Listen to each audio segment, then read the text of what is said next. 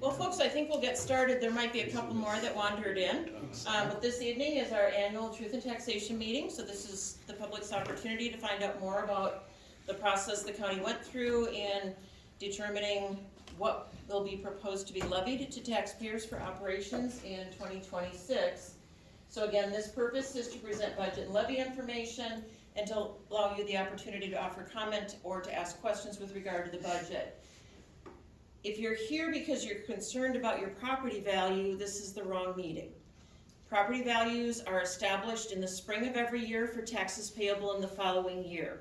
You get a postcard when you get your notice in the spring, and that's the postcard that triggers the process for you to reach out to the county's assessor, or if you're a resident of a city, to start your process at the city level and then work your way up through really that whole Board of Equalization process. So the values that are on your notice tonight are the values that are the basis for the taxes payable in 2026. So if you do have questions or concerns about that value, reach out to our county assessor. Brian Anderson is in the room. One of his associates, Benji, is also in the room. So if you've got questions this evening, you can certainly step out and talk with them, that they're going to be your resource to at least tell you where this value came from. Were you part of the quintile that was reevaluated this spring? Was this was triggered by some other fact or circumstance? But again, there is no process at this point to adjust that value. But next spring you'll be able to work through that process for taxes payable in 27. So in terms of our budget process, it's pretty much a year-long process. We actually use a tool referred to as OpenGov as the platform upon which information is gathered. So usually after we close out the previous calendar year, we'll begin loading information into OpenGov. Individual department heads will be asked to look at their budgets, look at where they think they'll be in the following year. We also look at capital improvement projects, and these are typically the larger dollar projects that are necessary for the preservation of physical property or the acquisition of physical property. They tend to be larger dollar, and they may be funded through a variety of different sources, which could include the levy. We generally want to see those initial departmental budgets in June, and then they are then continuously reviewed over the following months. Really, even now, we continue to look at those budgets. And our process is to look at actuals for at least 3 years and determine where the trends are. We will compare year to date for the current calendar year with the budget and actuals for those previous years. We will look for opportunities for savings. We will look for opportunities to look for additional revenue whenever possible. And then we also build in the things that are in essence imposed on us. And then the board is then presented with a preliminary levy in September, and that number serves as the starting point, the not to exceed levy number for the following calendar year. We continue to work through reviewing and refining those budget numbers, and our goal is always to try to bring it down whenever possible, but we cannot go above that preliminary levy amount. So in the notices that you received in the mail, you saw that the preliminary levy adopted by the board is a 5.1% increase in spending over previous years. And that is just the portion of the budget that is attached to levy dollars when it comes to payment. If you look at our overall budget, the county is projecting about $80 million worth of expenditures, but easily half of that, if not more, comes from other revenue sources. So there still is a gap or a portion of that budget that comes from local property taxes. So in terms of just looking at our process, our mindset when we begin is as staff and as the board, we really start with this idea that we are guardians of the taxpayer dollar, that we look at all of our spending from a fiscal responsibility level, looking at what we need to provide the services that we are statutorily required to provide. And that's a big concern for us because the state tells us what services we need to provide. And we have to provide health and human services. We have to provide the recording and other services that you see in this building. We are required to provide emergency management. We are required to have a sheriff. These are all requirements that the state says that the county will deliver these services. So there isn't a lot of flexibility in terms of the type of service we provide. However, we do have some opportunities to deliver those services more efficiently using electronic means, for example, rather than mailing when it comes to giving notices. We might be able to expedite some of the delivery by putting more information on our web page. But ultimately, what we're ultimately looking for is how can we deliver those statutorily mandated services in the most cost-effective manner. Now, the challenges that we face, which are not unusual to government, is the mere fact that we have salaries. We have 7 collective bargaining agreements. Those are multi-year agreements, so those wage increases are established for us by contract, usually 2 to 3 years out. Health insurance continues to be a challenge for Steele County. Our premiums this year only went up by 12.9%. Now, mind you, that's down from 24% last year. So we kind of felt like, geez, we had a slight, opportunity there, but still that's an incredible double-digit increase. We also have had to implement a lot of security upgrades, particularly to protect our infrastructure of a technology nature. And so we're constantly monitoring and building in the resources, the firewalls that we need, and all of that comes at a cost. And then lastly, it's just more expensive to deliver services today. If you look at our highway department, the materials that they need, year over year, those materials continue to go up in cost. But we are looking, at least in the highway department, at buying in bulk when we can, buying a multiple years worth of materials ahead of time, if we can get a price break. We brought on a new highway supervisor this summer who's looking at different types of materials. We're switching now to Mastec to deal with our crack problems and try to extend the life of a road. So ultimately, whenever we see that there's an increase in a material, we don't naturally assume that we're gonna pass that on to the taxpayer, but it does prompt the question of, can we do it differently? Can we do it less often in a different form? Maybe do more in-house, hire out less, and that sort of thing. Yes? Can you talk about the software that we purchased and hopes to save money? So one of the issues that we have every year is how do we adequately staff our plow routes? And the county has always operated on a 10-route system. Well, we only have 9 plow drivers. So does that mean we go out and hire a 10th person? And the answer is no. We found a software that was able to map out all of the county's roads. And we were able to build in certain assumptions based on the width of the road, the fact that we don't want trucks making U-turns, we want to be able to accomplish all of the plowing necessary, and hopefully get through all routes with, 2 times in a day if possible, if it's a light snow. But with this software, we were able to come up with a 10-person route, a 9-person route, an 8-person route down to 6, so that we could safely and effectively plow all of our routes with the available number of drivers that we had. So that software costs us $1,000 on a one-time basis. We are able to map out multiple scenarios, and now we have that at our arsenal. So if we had, only 8 people were available, we were able to get all the routes done in roughly the same amount of time because we divvied up those extra routes across 8 people instead of getting them through their first route and then having to go back and pick up that other space. So that's where we're always looking for efficiencies in delivery of service. Now, some of the opportunities that we have is that Steele County is fortunate to have reserves that are available to pay for one-time capital expenditures. And we met with our financial advisor at the end of October, who basically identified that we had about $6 million in reserves that we could use for one-time capital projects, so we wouldn't have to levy our taxpayers. And so we're using reserves for things like roof repairs. We need to replace the roof at our detention center. Unfortunately, we have some natural water features in the annex building across the street, and we're gonna need to put some money into that. Beaver Lake, if all goes well with the archaeological studies that are happening, we're hoping to move forward with the improvement projects out there. So all total of the $6 million that the advisor indicated we would have available to us, the board has conservatively committed about $4 million potentially to those projects, which again means that we don't have to levy the taxpayer dollars for that.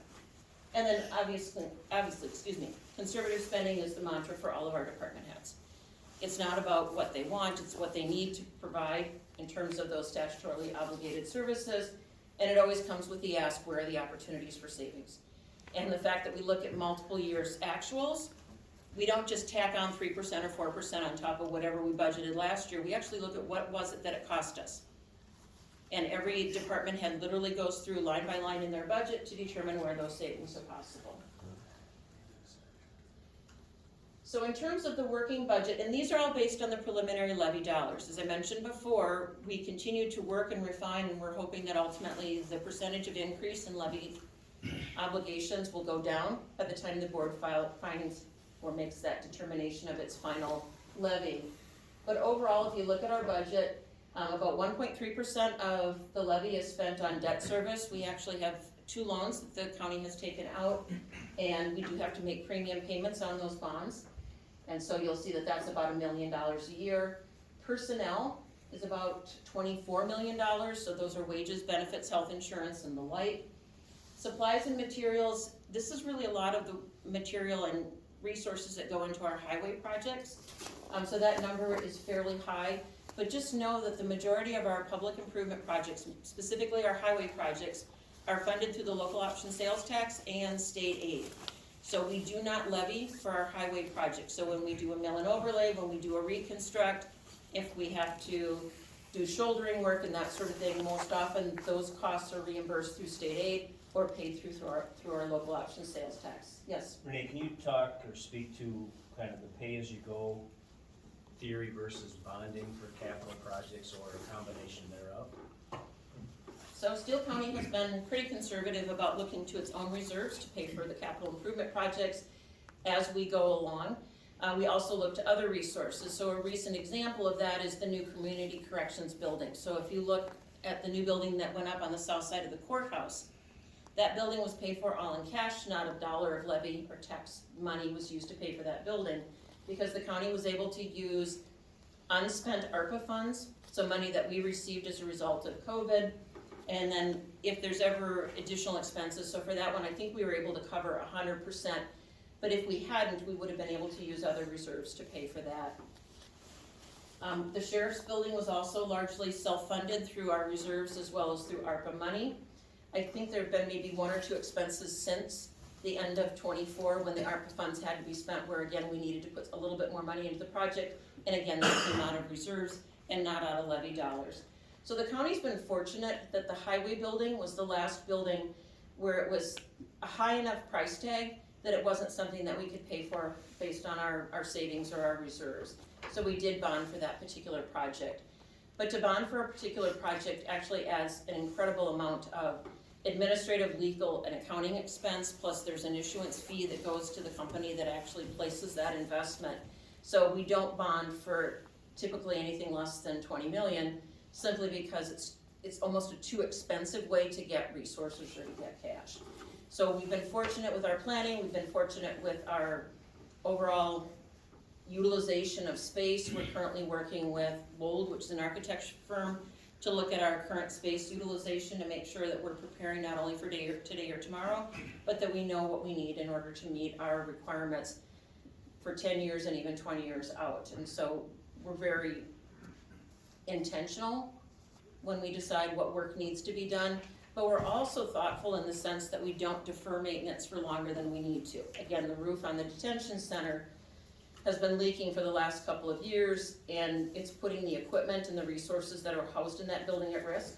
So that's something that we're taking care of, but again, we're taking care of it out of the reserve money that the county has kept. And we've also been fortunate in that because we have some reserves and with the interest that is we've been able to earn, we've been able to build that reserve because of that. You're all mindful of that when you invest your money, hoping to get some decent returns, and as a county, we've done the same. And I think that's the mindset of this board and certainly administration, that we want to invest your dollars because they're your hard-earned levy or tax dollars, and try and get as much bang for every buck as we can. So I don't that's know if I kind of have been the approach. Yeah, but I don't know if I have a breakdown of all the different revenue sources as a slide, but I can give that to you. But yes, we've been rather fortunate to build in investment income. Again, other areas, services and charges, capital outlay, which would be where we're usually replacing tangible assets, and then we do have an other expense category of roughly 4.4%. So in terms of just a comparison of the different sources, so again, our overall budget, at a preliminary basis, we're looking at about 83.7 million compared to 70.8 last year. That difference is largely the increase in highway spending. We were very limited in our planning efforts for 25 because we knew that we were facing a staffing shortage in that particular department. So we're now ramping back up and working to get caught up on some of the projects that would have been done in 25. Operating revenues, you'll see that 2026, the budget is at 4.4 million, roughly 43% of the budget.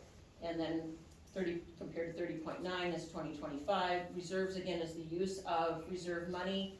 And you'll see that that does include general fund reserves, capital project fund reserves, landfill resources, and sales tax revenues. Highway dollars are not included in that number, but I would also caution you that landfill is an enterprise. So landfill pays for itself through the rates that it charges to customers. So the gate rate that a customer pays when they're bringing things in, those rates are set in such a way that it would allow us to build our reserves so that when we're ready for the next phase of expansion, we have the money on hand. So for example, we're currently in the process of doing an expansion. However, this expansion required the demolition of our former construction materials pit, or cell if you want to call it that. It required us to move all that material out, and there was never a liner put in underneath it. So we had to bring in material, we're putting in a liner, we're adding a new leachate collection system. And so that particular project is easily $6.5 million. And we're able to pay for that entirely out of our landfill reserves. So that will draw that particular account down, and then we'll continue to build it up as we know what our anticipated expenditures over the next 20 years look like for that particular enterprise. So then the last bar graph just shows that the net tax levy from 25 to 26 is that 5.1%, and again, that's based on that preliminary budget that the board approved.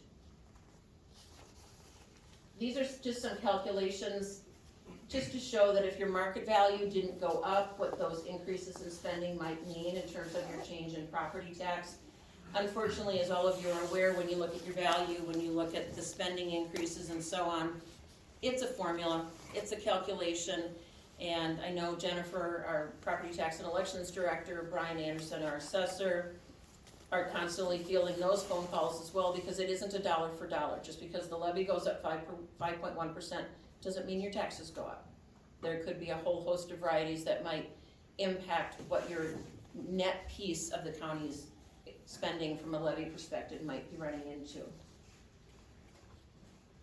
So then just to kind of give you a sense of how we stack up against the other taxing entities, even though the county collects all of your taxes, we don't keep all of it. We are just simply the collection agency for the city of Owatonna, the school district.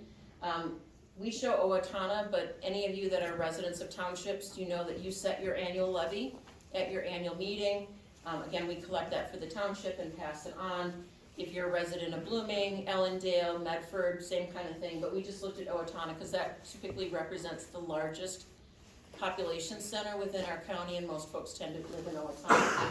So of the dollar that we collect, roughly 47 cents is being collected on behalf of the city of Owatonna, another 20 cents being collected on behalf of the school district, and Steele County amounts to about a third of your property tax bill. And then just to show how that individual dollar is split across the different departments.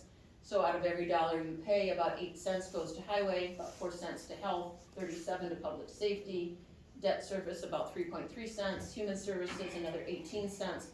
In case you're not aware, human services are provided through Minn Prairie County Alliance, which is a 3-county alliance. So they have a separate budget setting process. We get a bill every year. We pay half of it in June, half of it in December. We do have 2 board members that serve on their board and are constantly fighting to keep spending under check. Unfortunately, the majority of the board are from 2 other counties, Dodge and Waseca, who don't necessarily share the same fiscally responsible philosophy that our board members share. General government, again, more your general operations, administration, 22 cents. Our general fund capital projects, another 2.9 cents. And then all of the rest of the other functions are 3.5 cents of that dollar. There is budget information on the county's website. We do, again, through OpenGov, provide a number of different reports, but our past financial statements, our past audits are available if you wanted to look at some historical information. I think if you just go to Steele County and just type in finance or budget, you'll typically get directed to the section that has the finance department, and if you look along the left-hand column, it does offer a number of years worth of reports that you can take a look at. So now is your time to ask questions of me. I led the budget setting process along with Candy Lamar, our former finance director. She left at the end of September, but I do have Madison Melcher here, who is in our finance team. with her computer up and running, so if there's questions that I can't answer off the top or with my notes, I might have Madison look up some information. But questions that you have at this point? Is there also public comment, or is Yeah, this you can- public comment, or? Yeah. And just from your seat, Okay, I have a public comment. Do we need to list name and address and everything, or? we're not recording the meeting, so it's not necessary. Okay. Last year's county budget was $57 million. Today, Steele County is holding roughly $60 million in cash and investments, enough to run the entire government for a full year with no new taxes. Over the last 5 years, taxpayers have overfunded county government by approximately $54 million. $9.3 million in 2024, $19 million in 2023, $4.8 million in 2022, $8 million in 2021, $13 million in 2020. This is money taken from taxpayers above what government needed to operate. Yet today, the county is asking for another 5.1% levy increase. Meanwhile, the school referendum failed because families are stretched thin, residents are upset about funding public safety centers, and the county is sitting on enough to run operations again, plus millions more, sitting in low-interest accounts doing nothing for taxpayers.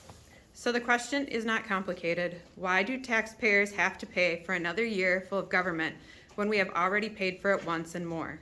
The surplus equals about $1,600 per resident. Even after funding reserves at the state recommended maximum, my household alone would still be owed about $6,000 to bring us into that maximum range. That's real money to real people. Families are tightening their belts while the county piles up cash. Last year's 3.1% levy produced a $9.3 million surplus. That surplus is proof that the levy was already too high. We don't need a 5.1% increase. We don't need an increase at all. Surpluses don't fund projects. They remove oversight, public input, and transparency. This is not necessary. It's an accumulation. Taxation should fund government, not stockpile money beyond needs. Thank you. So I'm gonna take a question out of that, which is, what are the county's reserves for? What makes up those reserves? First of all, almost half, if not 2/3 of our reserves come from sources for which there is a restriction on how they can be used. So we have about 18 to 20 million that sit in the reserves that are highway specific. They can only be used for highway projects, and you want us to be stockpiling those dollars because those are the dollars that pay when we reconstruct a road, when we resurface a road, when we need to crack fill and deal with the other maintenance. And those dollars come from the local option sales tax as well as county state aid. We cannot use them for operations. Those dollars are accounted for, separately reported.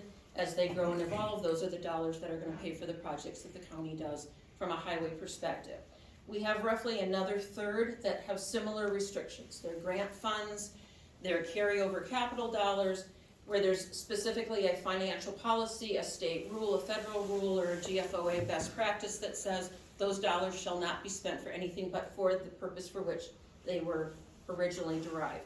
And again, this could be grant money, this could be other revenue sources that we've collected. Our financial statements also do show that we receive revenues in one year, but aren't necessarily expended until the following year. But more often than not, there's already a plan. There's either a grant program where we have committed to using those dollars for some reason, or it might be a case where these were dollars that we didn't expect, and so then the board will intentionally earmark them for something to keep the levy in a future year down. For example, Min Prairie goes through a process every year that determines does it have adequate reserves for its operations, and it refunds the excess.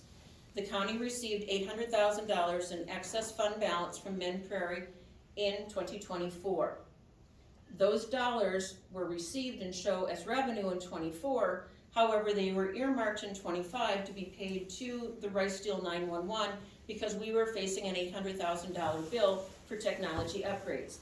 That's a bill we would have passed through to taxpayers but didn't have to because we had some unanticipated revenue from Min Prairie that we could use to offset that.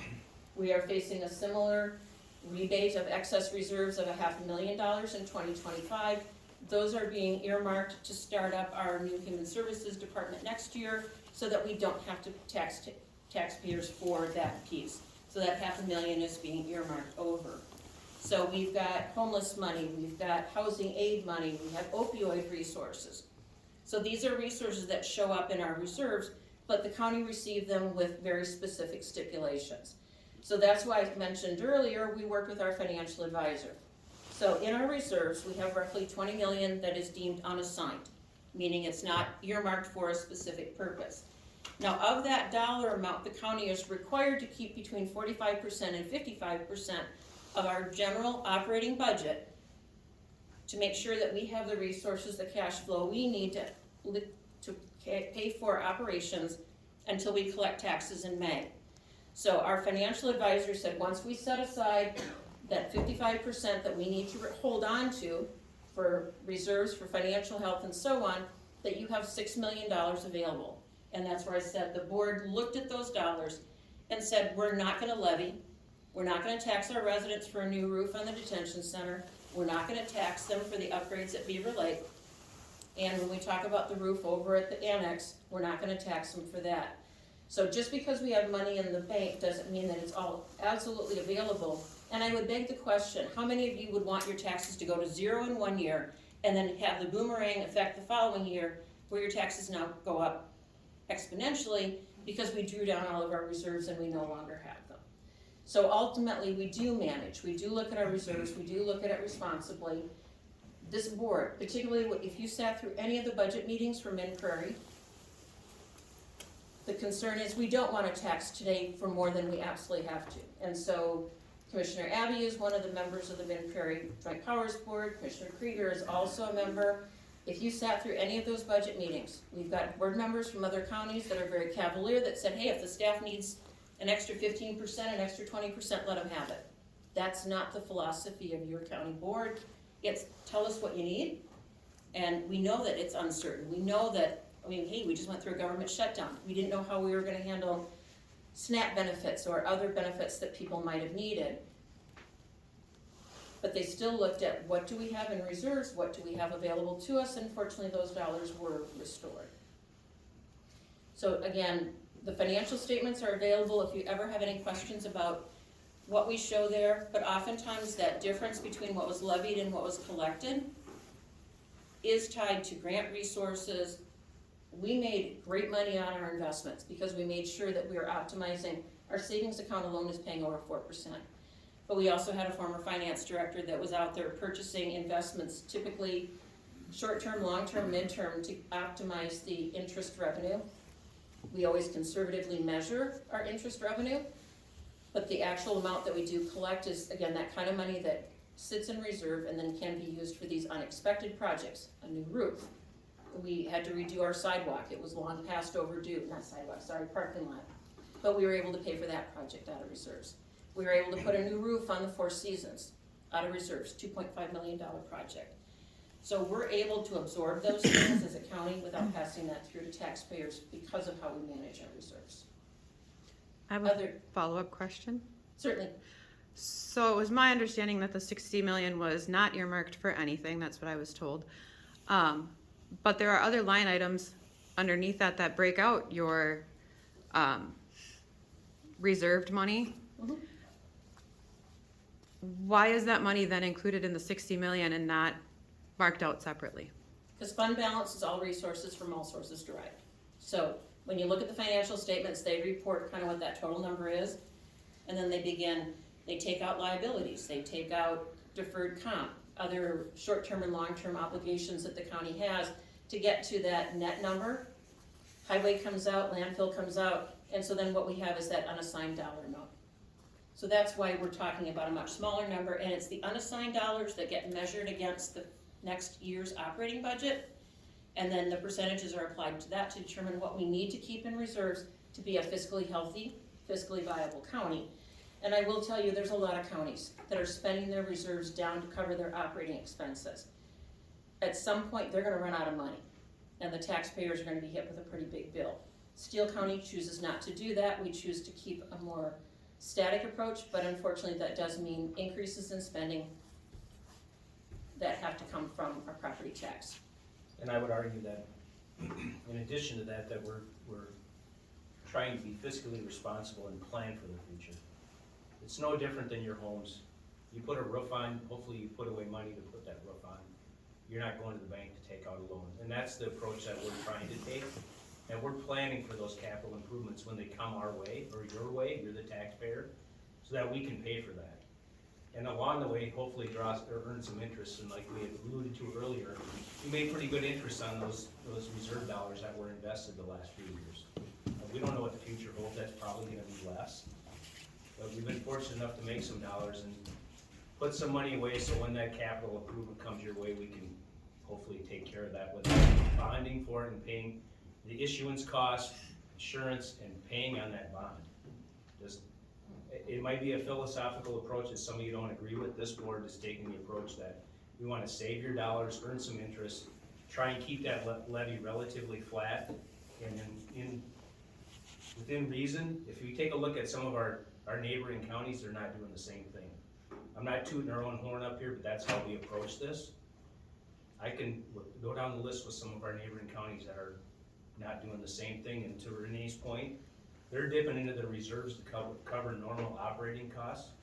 That's a recipe for disaster, because how do you prop that up the next year? We just don't approach it that way. So, right, wrong, or indifferent, and I'm sure there'll be people that disagree, but I have a lot of people that I talk to that's how they approach their business life and their personal life, and that's how we're approaching it here. We're trying to save where we can.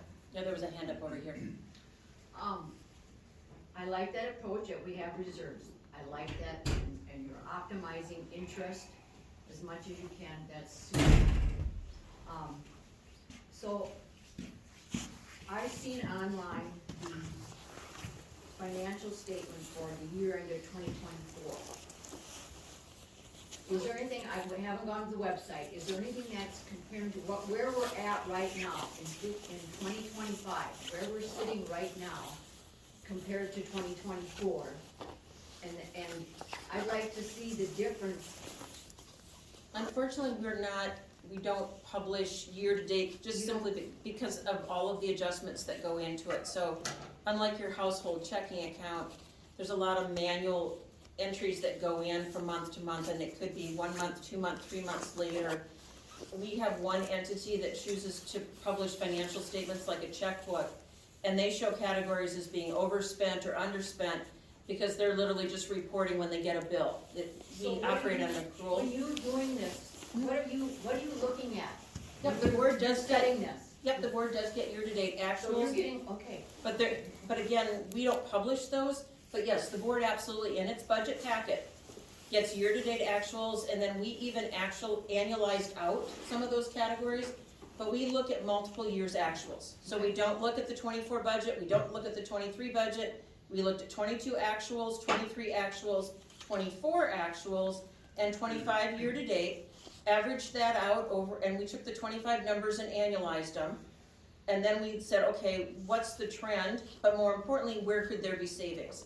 And so if you wanted to look at my worksheet, you'll see it's $500 there, $1,000 here. Oh, we can deduct 20 off of that one.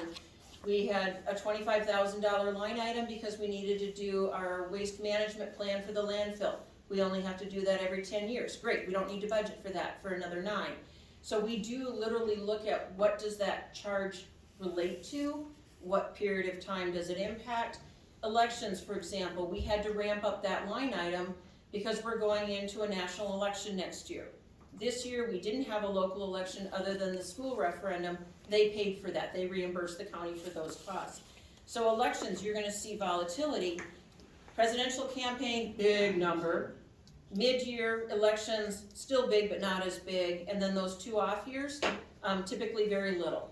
So ultimately, we do have some volatility year over year depending upon the type of expense.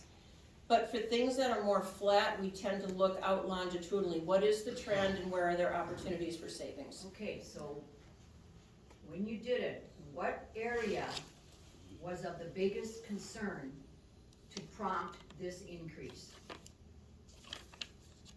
What area, what expenditure are you planning that prompted this increase? For the most part, it's wages and benefits, because we do have personnel costs that are all preset, at least based on our labor agreements. Our health insurance, we do have that additional 0.415% expense related to the paid family leave that just went into effect for January 1. But all of those combined probably would have prompted a much higher increase in the levy. But department heads were then challenged to go back and find ways to cut their spending so that the true increase in overall operating budget for wages and benefits was considerably higher than what that final line item was even for the preliminary levy, and we're continuing to look. So for example, if I've got an open position, I'm only budgeting for probably 10 months of salary, not 12, because it's probably gonna take me 2 months to fill that. If we have certain groups of individuals that are opting off of our health plan, we then made sure that we deducted, that coverage expense to the extent we could. We also have employees that added family coverage or added coverage in general. So it's not a true, but we did actually look to that granular of a level to say, okay, can we maybe save a little bit here and not have to levy for that? One other question, do we get any money from the state? What is our, coming from the state of Minnesota? Does the county get state funds? We get a couple million in county state aid every year. That's it. Do you foresee that changing at all? Absolutely, because we were threatened to lose it last year and we're likely to see reductions in county state aid going forward. Because that state aid is being used as a bargaining chip to force costs down to the county so that the state can balance its budget. And the board members can certainly talk to you about the time spent at the Capitol last year, because they were looking to shift over $250 million in state-run programs and saying to the county, you need to continue to provide those programs, but you're gonna do it on your dime. We dodged that bullet for 26. We're not as confident what's gonna happen in 27. And the reimbursements for the residents that are on medical assistance, the state's portion of that, the federal portion of that continues to shrink, and yet we are still statutorily obligated to provide those services. So ultimately, your question is, are we thorough and diligent and intentional? On behalf of my staff who get beat up on this topic regularly, the board who insists that level of accountability, we don't look once, we probably look 5 or 6 times, and the department heads in the room will tell you that they are repeatedly asked, do you need that position? Are there line items we can cut? Do you need that expense? And I was kind of shocked and dismayed. We saw a statistic here a year ago. In the last 10 years, the Steele County FTE, meaning the total number of full-time employees, has gone down by 5 people. Yet we continue to provide the same level of service, if not more service, because we have to. So we are continuously looking for those efficiencies whenever possible, and we look for, again, are there ways to do the job better or easier? Not necessarily to cut a position, but to mean we don't have to add people. And to find that a county of our size has remained static for 10 years, I think you can talk to any employer out there, and chances are, if they cut staff, they cut services. We don't get to cut. We have to continue to provide that. Renee, but however, we've had the discussion internally, and I would argue that we should be static because of the technologies that are out there. We should utilize that technology. We buy new software. And we challenge our staff, and they rise to the occasion. They utilize that to the best of their abilities, and hopefully, it shows we have been able to reduce our FTEs, but we should be reducing them if we can, because that's our job. With public health, we actually are looking at restructuring some of the positions, that how we characterize a position and their ability to render service or care for clients means that some of that salary can be reimbursed through reimbursements, again, largely for our medical assistance clients. But the point being is that we really looked at how we deliver service and made sure that the highest level of care was being provided, but with maximum opportunity for reimbursement. You had a question, or? Several, actually. So, coming back to one of her questions where you said that one of the largest concerns that's causing the increases is medical benefits or benefits package and this new Minnesota paid family leave. It's actually all wages and benefits, just to be clear on that, yeah. Yeah, but those are something that you've stated, you contractually, the raises are there in the contracts, you can't really change them. So, speaking to the new Minnesota required family leave, how much of that is being passed on to the employee? So we are insuring our employees through a private carrier. So instead of the 0.88 rate, we're paying 0.83%. One half of that is being picked up by the employee for basically 41.5, 0.415. We're at 0.415 as the employer. Okay. So it's roughly being done in a 50-50 split. Yes. Okay. And secondly, has the county looked into programs with medical insurance to decrease rates by charging the employee an extra $50 for smoking? Bosch did that a few years ago and was able to save rates, right? They also implemented another policy, which again during 1 year caused us to have a lower rate increase on our medical benefits. They started charging a $50 surcharge. If your spouse has insurance coverage, they could get through their employer. And if they don't, there was no surcharge, but if they could, then there was a surcharge. I think I mentioned that we have 7 collective bargaining agreements. They actually aggressively asked for an increased employer contribution towards their premiums, and the board consistently refused. So those increases are being picked up in portion by the employee, not 100%, but we did lobby for and negotiate to make sure that the employer increase was kept in proportion to the employee increase. So as much as we would love to be able to implement wellness-related programs, we do have to work through 7 unions in order to implement those kinds of changes. That being said, however, we're continuously looking for other ways to offset that cost. There's a program that we looked at last year, but really weren't in a position to implement. We will revisit it again this year, which is more of a supplement policy that would encourage employees to use telehealth alternatives to using the emergency room, because our rates are in large part based on the age of our employee base, the number of employees that we have, and our claims history. Correct. So we're trying to get and that's that what I'm claims getting history at, down, yeah. because that impact, that $50 with smoking, if you didn't want to pay it, then you committed as an employee that I'm going to take a class and I'm going to stop smoking, and then for that year you didn't pay it.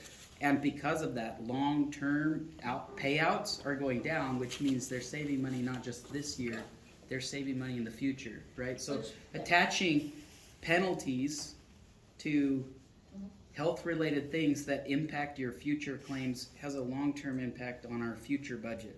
The good news is I can tell you we only have 1 smoker in this building. So we've already really hit home the idea of wellness. We have a Steele Fit group, which is literally putting out information every month. We bring in speakers, we bring in wellness programs, we hold wellness fairs. We have a public health department. So we've got 40 employees over there that are committed not only to the well-being of the residents, but they're also committed to our well-being as well. I'm not trying to say that we have any special sauce, but the reality of it is I'm very pleased by the fact that our own employees have chosen to adopt lifestyles that we didn't have to incentivize or penalize, just because it was a good thing to do. I mean, the number of walkers that we have every day leaving our building for their 15-minute breaks. They've got a nice little 1-mile course all mapped out going around West Hills. And so that was one of the things that really pleased me when I took this job, was the fact that the employees have incorporated a lot of really good habits. Your point, however, is well taken. We will continue to explore opportunities to bring those premiums down. Other questions about our budget? Yes? What's the process of deciding orderly what gets done? Projects, maintenance, like the Beaver Lake project, was that necessary? That's a lot of money. It is a lot of money. Because we live on 52nd Avenue, we get, semi-traffic's crazy and that road is garbage, it's junk. And that should have probably been overlaid before that Beaver Lake project. For the amount of taxes we personally pay to this county, it's insane. So I would appreciate that to be soon up on the agenda.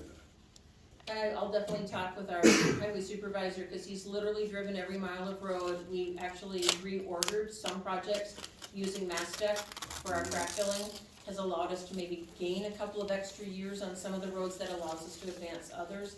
A lot of it is based on traffic counts, so the fact that you're telling me there's a lot of cars and trucks on it. Well, we got the elevator in Holt, Yeah. and there's a lot of traffic coming from west, down Beaver Lake, St. Olaf Road. And that road, if you drive on on the northbound lane, you know, it's terrible.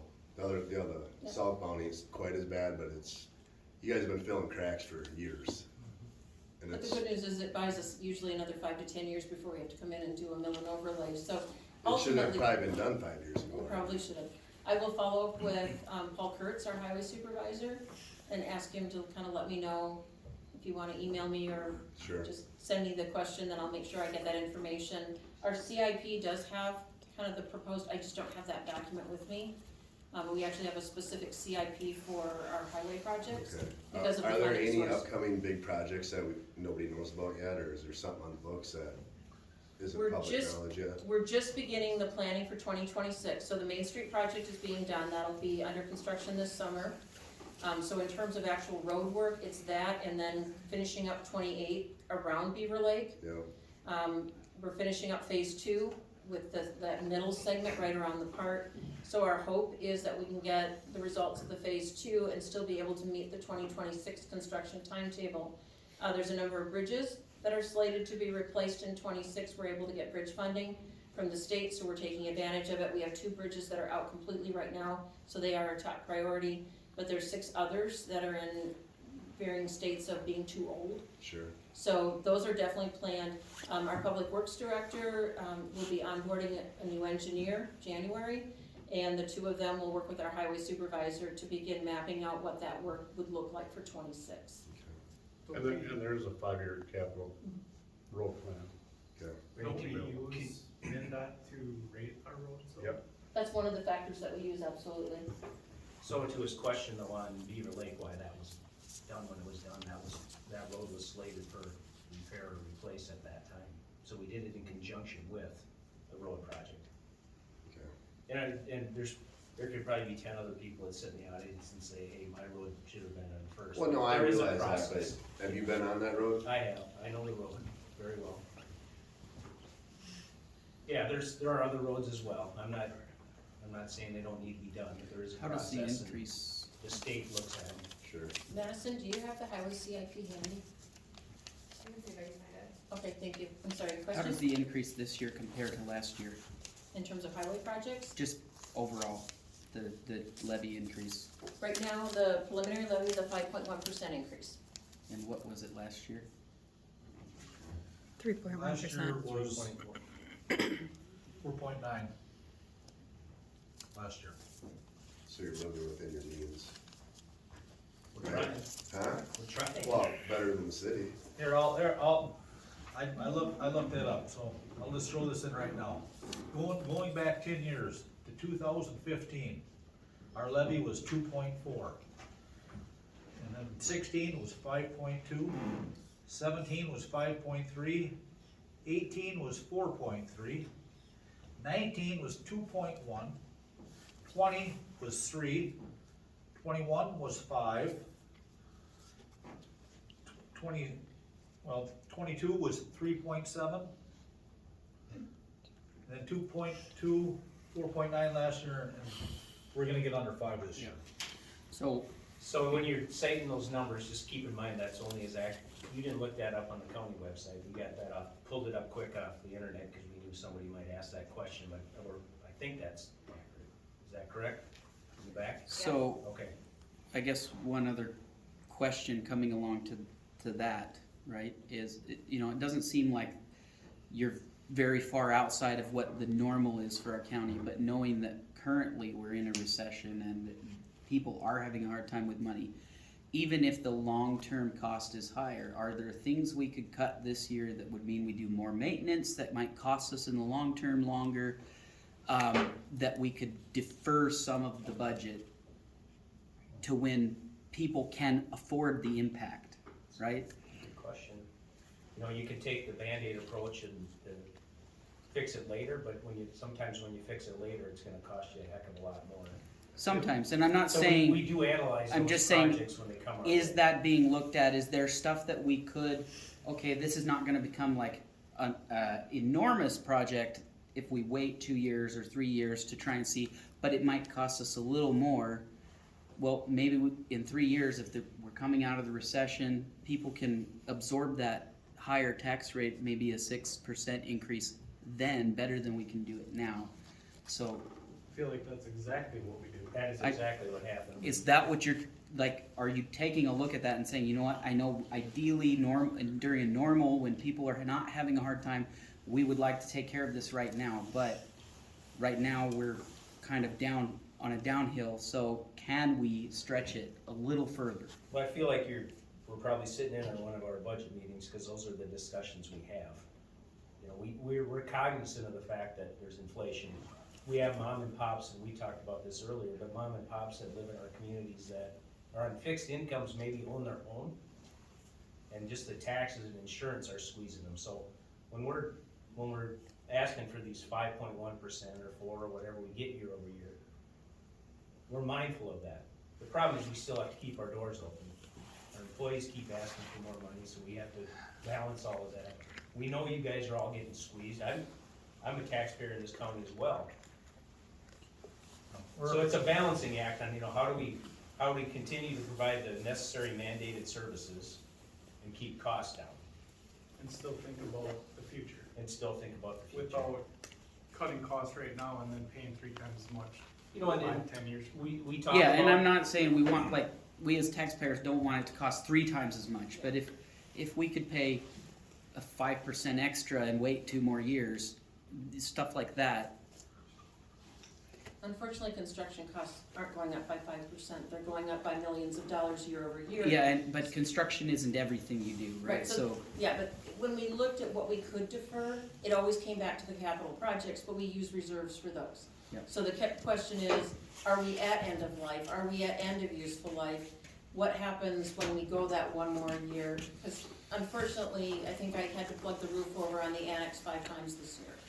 The detention center, we're on repair number 5, and just this year alone, we're Yeah. continuing, so those. so, we but do how look much at did that, those, plugging the roof, for example, how much did those repairs cost? We've put in about 200 grand on the annex, and we still don't have the problem solved because we're looking at a 30-year roof that's on it. And it's layers of roofing, and so what's happening is you're getting delamination, you're getting cracks. So it leaks over here, but the roof is needing in repairs over there, so we're constantly having to trace it. So to your But- point, So absolutely. my those point are- there yeah, is, rather than, what's that project for that roof? The annex roof, Yeah, is what it's, I'm referring to. no, but yeah. how much is it? Well, right now, we've got an estimate of about 400,000, but to your point, yes, we're coming out of reserves for that. What you're seeing though for the levy is really year over year operating costs. It's wages, it's benefits, it's supplies, it's materials. Can we buy materials in bulk and get a better price? Absolutely. But can I say to you that we have to give up all paper? Sorry, I'm a paper person, I'm not willing to give up my paper budget. But we do look at it. You know, maybe I budgeted $500 for paper last year, and I only spent $400. Well, that tells me I can cut that line item. So that's how we do definitely take a look at. Postage was up this year because we had a couple of murder trials. I know that sounds weird, but of all the notices that had to go out for the murder trial, their postage budget went up astronomically because of all the mailings that had to go out. So it's weird things like that that we also have to absorb. I didn't budget for that particular increase, but I still had to pay for it. So we do really look at what those things are and can we do things a little more efficiently. We had everybody look at their fee schedule. And, you know, we've never charged for a notary. If you go to the bank, you're gonna pay a fee for that notary. So we are also looking at revenues and looking at ways to make sure that if there's a market for it, if we can justify it, I'm not nickeling and diming people just to do that. Yeah. But if there's a justifiable reason, we do that. And now with our new public works director, he worked with Josh Johnson, our supervisor out at the landfill, and they looked at what they were charging. And they weren't charging enough for tires and mattresses and things like that, which we have to pay to dispose of. So we revamped all of those rates. Again, that's an enterprise fund, so those revenues are just helping to offset the future need for investment when we go to expansion. But absolutely, we're looking at those sorts of things. But as Commissioner Amity said, those are the questions they ask of all of the department heads. The full board meets with all of the department heads. They did it 3 times this year. And the first questions out of their mouth are, have you cut everything you can cut? So we are trying, absolutely. So I want to add to that. So one thing I've seen in the past when building like a large building or getting ready to build a building is getting all the material necessary. So if you know you got all these projects that are coming up, why aren't you securing the material, it's cheap, and then putting it aside, and then when you have the money allocated for the labor or the contractor, you can say, hey, you have all this ready, what's your labor rate gonna be? Well, and we've also taken that one step further, sorry. Our highway supervisor literally entered into agreements for 2 supplemental sheds, one in Blooming, one in Ellendale, so that the material is where we need it to be to actually cut our delivery costs. So in other words, we're not having to transport it a second time. So absolutely, we're looking at how much we buy, if we can get a bulk discount. We're looking at where we're storing it so that it's closer to where we need it. And we're also looking at the inventories we have and we're liquidating what we've got, particularly if it's stuff that's aging on the shelf. So we're not we're not gonna stockpile tires. Doesn't matter how cheap that tire is, I'm not gonna stockpile it because it's gonna be junk by the time I need it. However, sand, salt, those sorts of things that have a longer shelf life, absolutely, we're looking at our rates to try to get better. I'm Per talking unit about rate. the repairs job, getting an agreement, saying, we're gonna do this 5 years. We wanna secure the pricing now. Why can't you start doing that? Yeah, so far, I haven't found an asphalt plant or a concrete plant that's I'm not willing to, talking about the but those railroads. are the biggest I think materials he's that we talking use, about yeah. lumber. Yeah, Right. we don't actually use a lot of lumber, it's rebar, it's concrete, it's asphalt. But I hear what you're saying, and absolutely, I will pass that Share on. my rules of, cause you're probably gonna go to the new style where they're gonna be with the rubber, and they're gonna melt it together on the roof. So that could've been projected 10 years ago. I don't think Especially the when you're- contractor's gonna take used material like that and they're gonna want their own product, and that's why it's a bid out project or a process that a contract, and you're gonna get the lowest price at that time anyway. I get what you're And saying, and if it's it's not something you can train somebody to do, Oh, and absolutely. hire your workers. I think the question is, are we being cognizant of procuring materials or products? I think the answer is yes. I don't know if you're asking that we buy stuff 5, 10 years out. Maybe there'd be better products in 5 or 10 years. And you I don't can't know. predict what might or Yeah. might not happen either. But I think it's And a I question. get the I argument, would because I think post, it's a really valid question. Yeah. We should be aware of, where we're spending our dollars. So and that getting the best roof- bang for our buck. The roof, so we've spent X amount already, wouldn't have been cheaper to just tear the whole damn thing off, just start over initially? I mean, now you can look at that, it probably Well, would've. we can go hindsight and say that, right? 2020, right? But I mean, if it's that bad where you gotta consistently, you can't get it fixed, So you rely on the experts, they can get up there and say, you can patch this and we can get this another 5 years. And So we all think we're experts, right? At that I know point- enough about roofs to be dangerous, but I'm not an expert. At I that can get point- up there and say, yeah, I think it needs to be done in 5 years. So if I got a leak in a pipe and I can fix it, it might last another 2 years, but I know it's an issue already, why am I not looking at, getting the materials needed to replace the thing?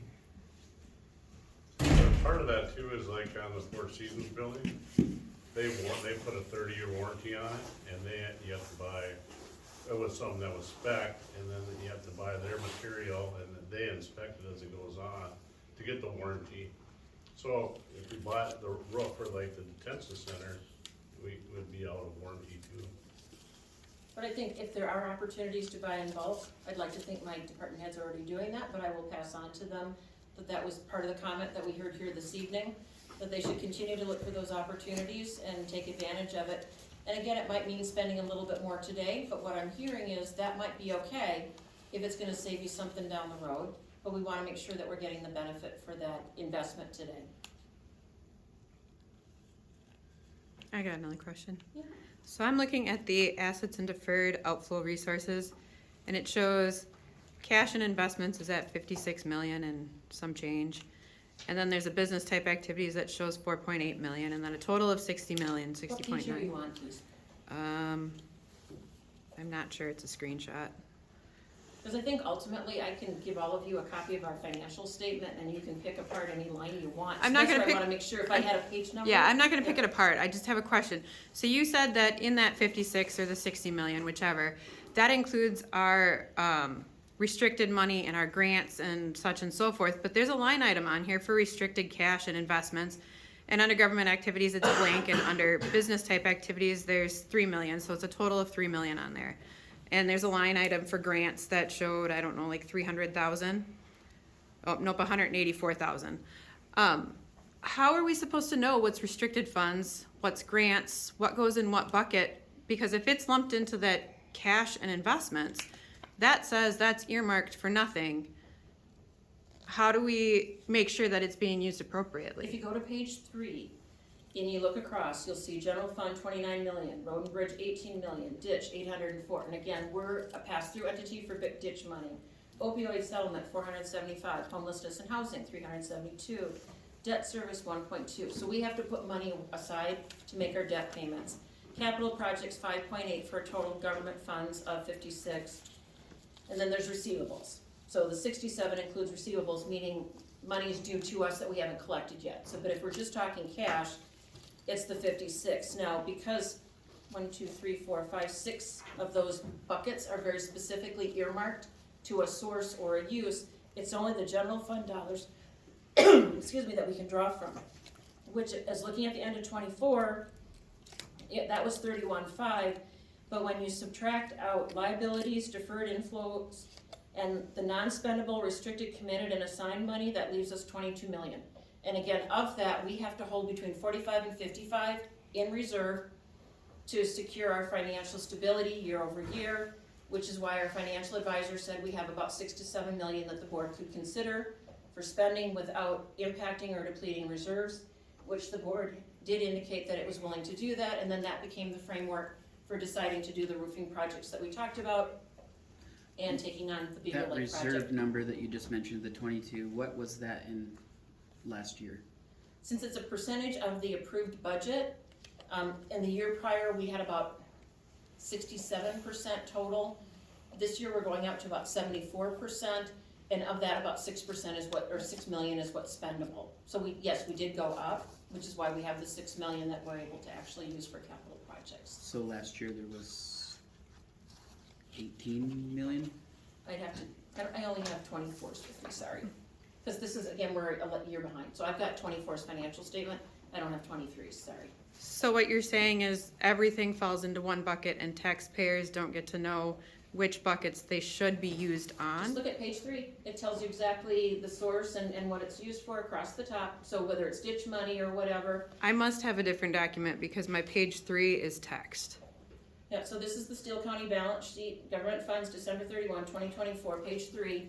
And as you look across the top, you see, And where do I find that? Because I'm looking at the audited financial statements. so I've got financial statement, supplementary information, December 31, and I am on, it says page 3 at the bottom. Brittany, is it on OpenGov? Yep, the 2024 audit results are there. I'm sorry, Jennifer? And the website. And the website, yep. I'm currently on the website, so You wanna go to the finance department?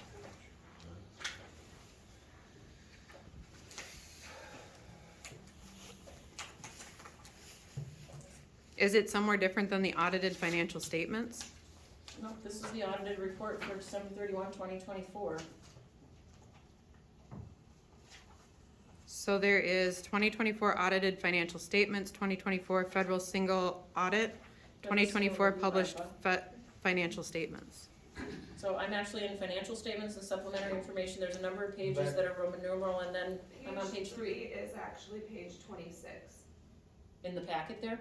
Look at, yes. So the packet has multiple documents, and so there's multiple page 3s. There's the Roman numeral page 3, and then there does page 26 is page 3. Okay.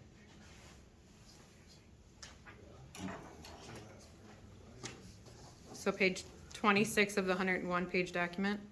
Yes. Okay. It's also on page 3.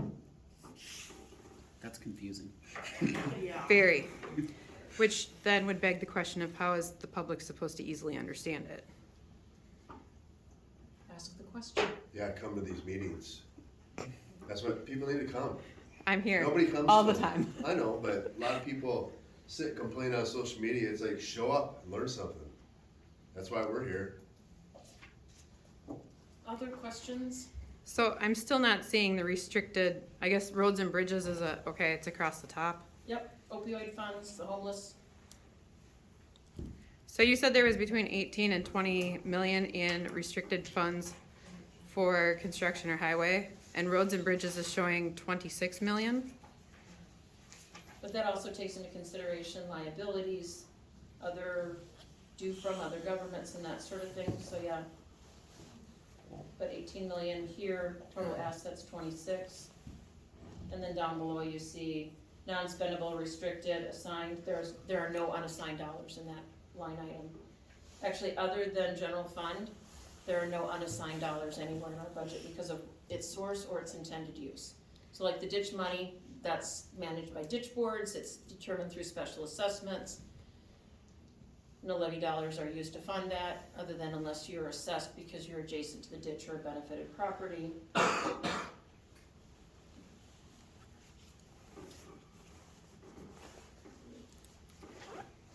Other questions? Yes? Just to confirm, you said that wages and benefits are one of the largest line items in the increase? And are those wages increases to salaries that are currently being had, or are those jobs that are being added? Nope, there are no jobs being added, and more importantly, we didn't budget at 100% of the wage if it's an empty position that we know we're gonna hire. So our finance director position, for example, we didn't budget 100% because that position probably won't be filled until a month or two into the year. We've got a couple of positions like that we're currently searching for, so we did not budget for 100% of that wage with benefits because we knew that that position won't be filled as of January 1. So wages are increases to salaries that are currently being had? Correct. And we have What is 5 the- less FTE? In the last 10 years, yes. Oh, not in the last year? Not in the last year. We're looking over the last 10 years, we have not grown, we've reduced the number of FTE. What is the increase in the wages gonna be in percentage wise? So again, based on preliminary numbers, wages and overtime are going up 5.8%. Health insurance, life and disability insurance premiums are going up 9.7%. Para is going up 7.7%. FICA, Medicare, and this is it's a percentage, so it looks bigger than it is, but it's 29.7%, because we're going up from 1.2 million to 1.6. So what you're telling me is that everybody's gonna get a 5% increase in wages? So a raise? Mhm. So what do you make a year? Pardon? What do you make a year? I make $175,000. Okay, so 5% of that, you're getting that increase? No, we get a COLA increase of 4%, but employees that are covered through collective bargaining have potential promotional opportunities, increases in duties and responsibilities. We have laddering for some of our employees so that they can actually, if they achieve a specific credential, they can move up. So across the board, the COLA increase for all employees is 4%.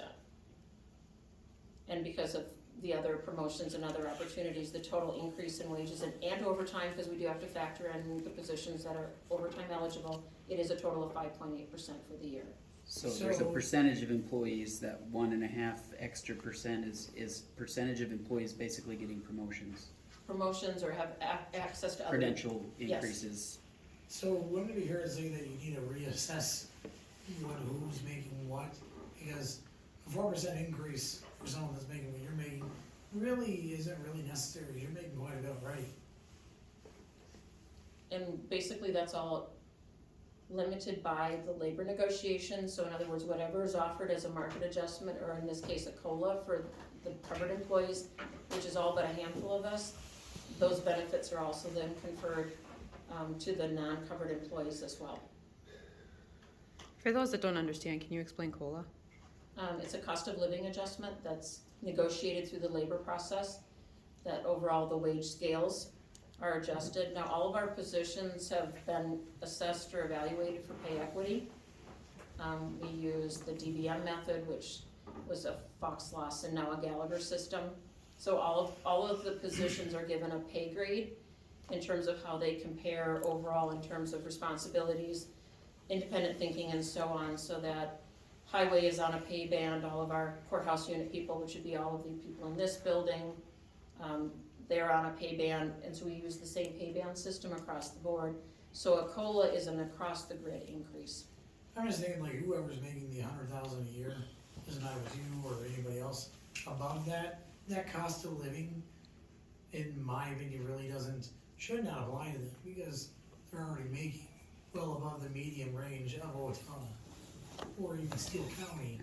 I think the point she's making is there's a labor union that's like mandating that, and there's a contract with them, and it's just, they have to do it, it's not their choice. Yes. And whether we like it or not, we're compared to all of our adjoining, what Wasika pays for a comparable position does influence what we have to pay in order to retain or to recruit new employees.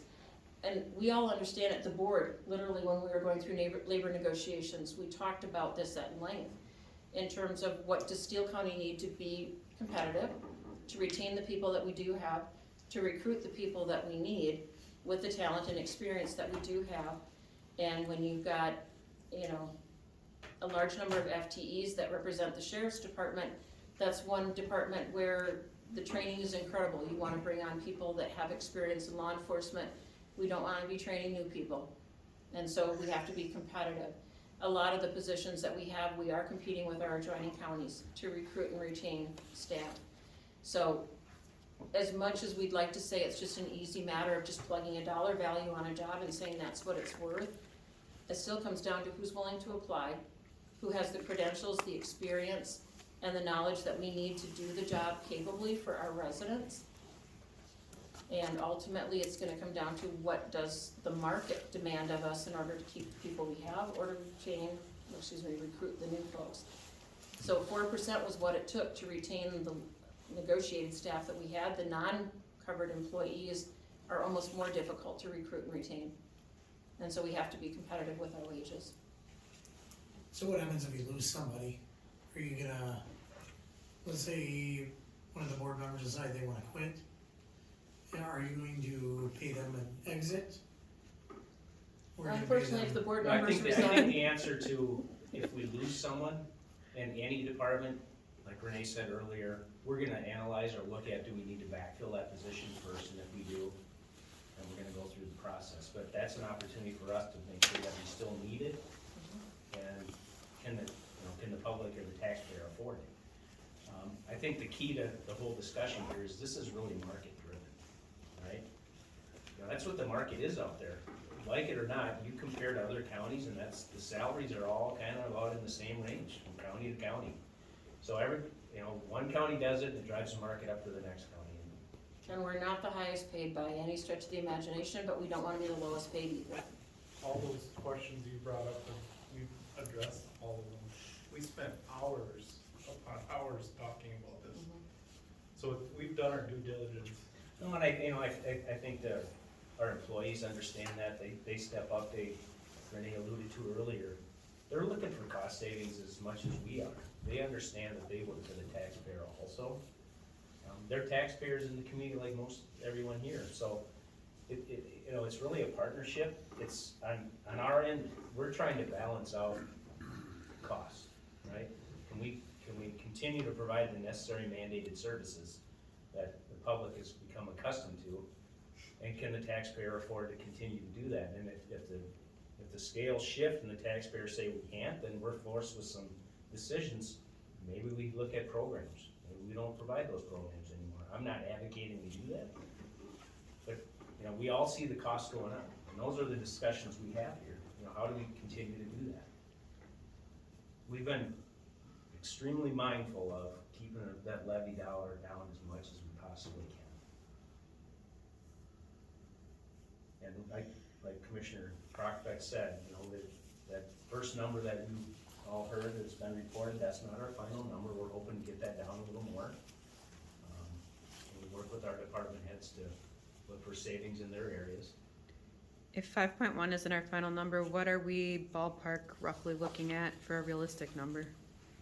I can't give you that right now because since September, we found a few line items, a few budget items that weren't included in that preliminary levy, but I can't go up. So we needed to go even deeper in terms of our cuts and our savings. So the preliminary number that we worked with the board on at their last strategic meeting was kind of in the range of 4.9. I don't know how much further we can go because we just found another bill that we didn't account for, so I'm looking for more savings. Why are we finding bills we didn't account for? Most of it is we're getting invoices now for 2026 that show an increase that hadn't been provided to us beforehand. So organizations or memberships, things like that, that are required to do our jobs, and they're now just projecting 2026 rates. And unfortunately, they're coming in after we set that preliminary levy. I'm sorry, yes, sir. Where did their COLA number come from? You said it was at 4%? Where did that come from? The reason I'm asking, the federal government, for us old people, came out with a 2.8% COLA increase for Social Security. Where did you come up with 4? That was what was negotiated by the unions. We were at 3 to begin with, because we had looked at probably the same information you had, and the unions were only willing to settle for 4. It's compared to other counties, other public entities throughout the state. And that, I mean, I think we're in the middle to lower end probably. So the unions have the upper hand and can drive the costs up for their members. Yeah, They unfortunately, do. on Social Security, you can't have a union and negotiate a better rate. But that's exactly what it is. They've got people that are paid to fight to get them a better cost of living increase. You had a hand up over here? Yeah, the opioid line, I was wondering if you could just explain what that is, and is that become more of an issue in our area as the years go on, or less of an issue? I'd like to think we have a better handle on it because we have those resources. The opioid funds were as a result of the settlements that were reached through the class action lawsuits against the manufacturers of all the different opioid medications that fall into that category. So the county was eligible to receive a portion of that settlement with the idea that it would be used for treatment and for education. So it is the funding that's used for the Narcan that is dispersed to Public Health, Human Services, and the Sheriff's Department. I believe we are also providing the Narcan for OPD.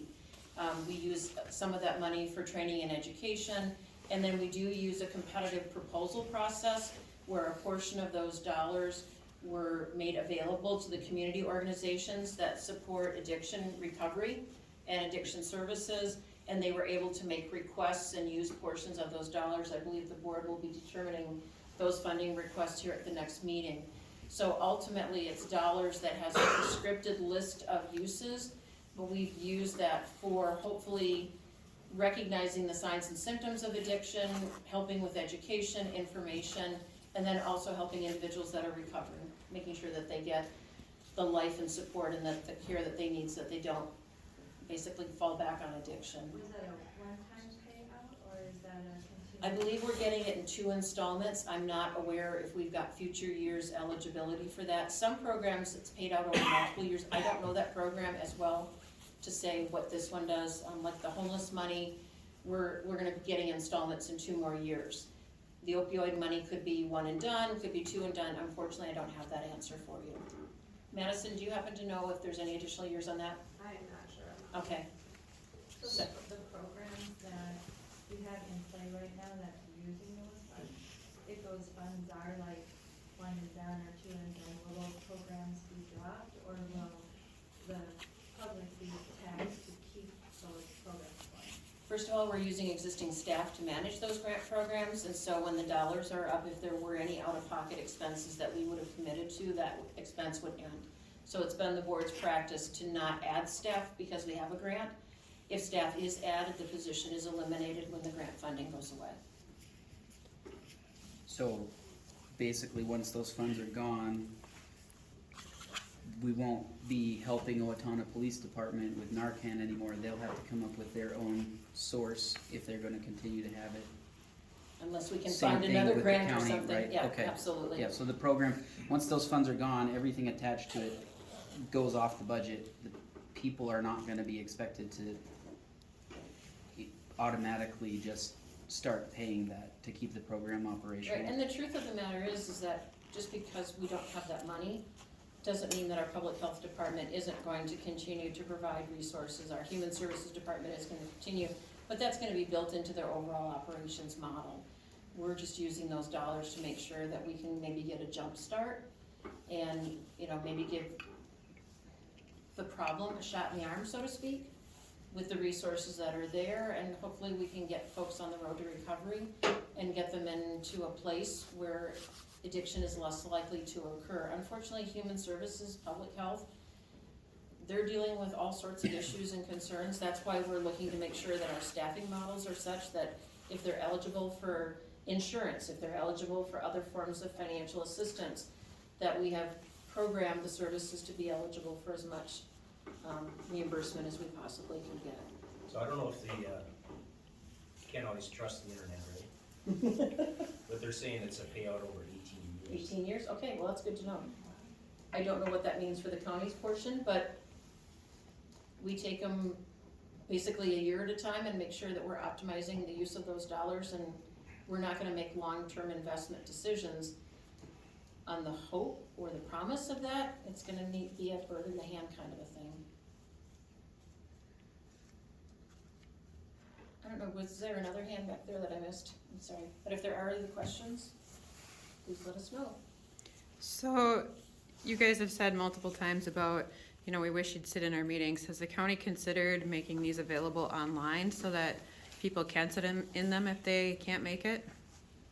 Unfortunately, we don't have the resources to record our meetings, and that's an investment that the board is holding off on, because we've looked at what we would need to do in this particular room. So we do get free recording services from Owatonna Live.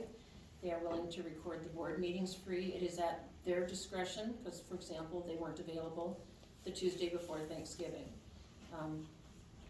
You know, the IT director has looked at other resources to determine what it would take to make this room, you know, ready for recording. But the last number I saw was a pretty sizable investment that we had the, Even if they're not recorded, this room is already equipped with, you know, a phone system. Can a dial-in number not be available so people could just call and listen, even if it's not recorded? well, I think it's the two, what I'm hearing you is you wanted the ability to watch the meetings at a later time. Right, Yeah. but could somebody donate a phone and a tripod? I mean, that records it. It doesn't have to be Then I'd state have of to the find a art. staff member to do that, and that might be, again, these are all costs that we will consider and look at. Well, we have an IT department, that's their job, so we have already reached out to see if there's an option for making, to Renee's point, making this more recordable area. In addition to that, making these streams a little easier to see and Another one would be as if commissioners are able to call into meetings, if we could put their face up there, that would be great. And unfortunately, that's the one that's attached. Right. Because you have to be able to see them, but they have to be able to see them, so it's, yeah, this is not an ideal configuration, I will admit that. Excuse me. Other questions? Again, if anyone has any questions about valuation, we've got Brian and Benji in the back. I don't know if you guys brought your cards or, but either way, you can certainly check in with them. The board will have one more meeting, December 16th, where we'll set that final levy and adopt a budget for 2026. And our packet will contain kind of a breakdown of how it's changed over from the preliminary levy numbers so that you'll see those line items. Just to clarify, that is the normal board meeting, right? Correct. Okay. 5 o'clock, Tuesday, December 16th. It's not the normal in the sense that it's on the third Tuesday, not the second or the fourth, but that is the meeting for December. At what time is that at? It's at 5 p.m. Our work session starts at 4, and then the regular board meeting starts at 5. And that will replace the 23rd? Correct. Okay. So there's only one meeting in December, and that's on the 16th. There's, okay. Any other questions? Well, then all I'm gonna say is stay warm. I'm not ready for this weather quite yet. Oh yeah, it's gonna be a bad one. Thank you I for would the- like to add, thank you guys for actually taking the time to answer questions, because that's very helpful, Yeah. versus just us telling you what we think and. Good try. Thanks, folks. Questions, or dealing,